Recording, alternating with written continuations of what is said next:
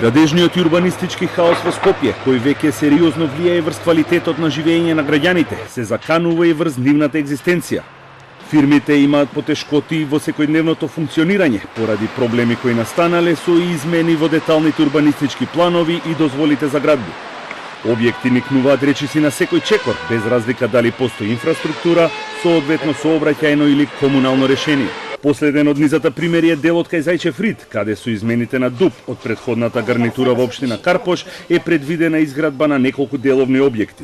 Токму поради тоа маркетот Хубо се соочува со проблем во работењето и дотур на стока и ќе бидат приморани како што велат да го затворат маркетот, а со тоа покрај вработените ќе загубат и потрошувачите, но и стотина добавувачи со кои тие соработуваат.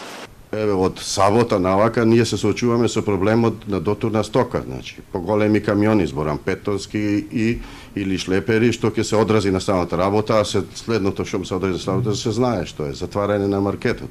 50 фамилии оставање на улица. 150 добавувачи ќе си намала својата работа. Оттаму велат дека изминативе 5 години се обратиле до сите надлежни институции и локалната самоуправа, за да се избегне проблемот навремено. Доставиле вештачења на сообраќајни инженери, но одговор или решение не добиле. Општината си преземе работата во своји раце и да најде решение. Како што го носеле тој ДУП, така и да најдат решение за тој ДУП, за и ние да функционираме и сите околу нас градежни парцели.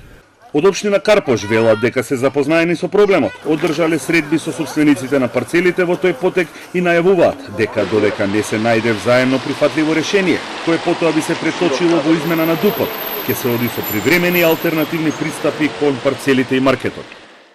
Општината веќе имаше заеднички средби со сите засегнати страни, во делот Хубо и околу, а со цел да се изнајде взаемно прифатливо решение, кој би се преточило во конечното решение преку измена и дополна на ДУП-от за конкретниот блок. Во моментов се работи на изнаоѓање на временски собраќани решенија, за да можат сите засегнати страни нормално да функционираат на собствените градежни парцели или објекти, се додека не дојде до горе наведеното трајно решение.